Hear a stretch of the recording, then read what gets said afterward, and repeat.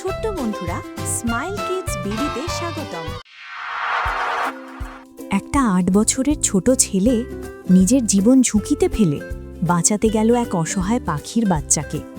কিন্তু ঠিক তখনই সামনে এলো এক ভয়ঙ্কর বুনো বিড়াল। শেষে যা ঘটল তা কেউ কল্পনাও করতে পারেনি। সবুজে ঘেরা একটা শান্ত গ্রাম, পাখির মিষ্টি ডাক, হালকা বাতাস আর রোদের নরম ছোঁয়া। এই গ্রামেই থাকে ছোট্ট রাফি। সে খুব দয়ালু আর প্রাণীদের ভীষণ ভালোবাসে। যে কোনো আহত পাখি বা ছোট প্রাণী দেখলেই সে সাহায্য করতে ছুটে যায়। একদিন বিকেলে রাফি মাঠে খেলছিল। হঠাৎ সে শুনতে পেল চি চি। সে থেমে গেল। চারপাশে তাকিয়ে শব্দটা অনুসরণ করতে করতে একটা গাছের নিচে গিয়ে দাঁড়ালো।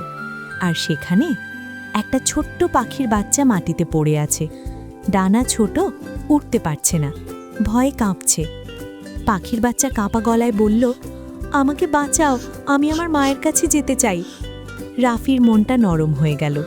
সে গাছের দিকে তাকালো। অনেক উঁচু, অনেক দূরে বাসা।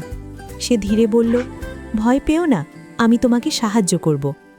রাফি আশেপাশে খুঁজে কিছু ডাল, লতা আর একটা পুরনো কাঠ জোগাড় করল। সে একটা ছোট্ট সিঁড়ির মতো বানাতে লাগল। তার হাত ময়গা হয়ে গেল, কপালে ঘাম জমল।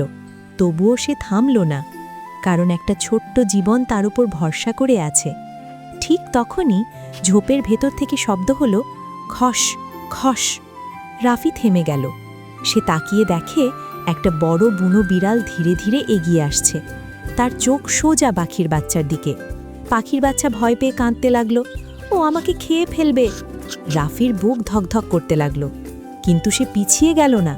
সে দ্রুত একটা পাথর তুলে দূরে ঝোপে ছুঁড়ে মারল। ধড়াম! বুনো বিড়ালটা চমকে উঠে ওই দিকে তাকালো, তারপর ধীরে ধীরে সেদিকে চলে গেল। রাফি আর দেরি করল না। সে পাখির বাচ্চাটাকে আলতো করে তুলে নিল আর গাছে উঠতে শুরু করল।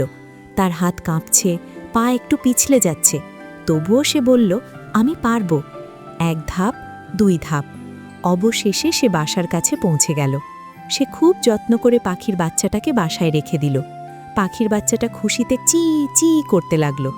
ঠিক তখনই পাখির মা ফিরে এলো। সে তার বাচ্চাকে দেখে আনন্দে ডানা ঝাপটাতে লাগলো। মনে হচ্ছিল সে রাফিকে ধন্যবাদ দিচ্ছে। রাফি ধীরে ধীরে নিচে নেমে এলো। তার মুখে মিষ্টি হাসি, চোখে শান্তি। সেদিন সবাই বুঝল, হিরো হতে বড় হতে হয় না, ভালো মন আর সাহস থাকলেই হয়। সাহস আর দয়া, এই দুইটাই সত্যিকারের শক্তি।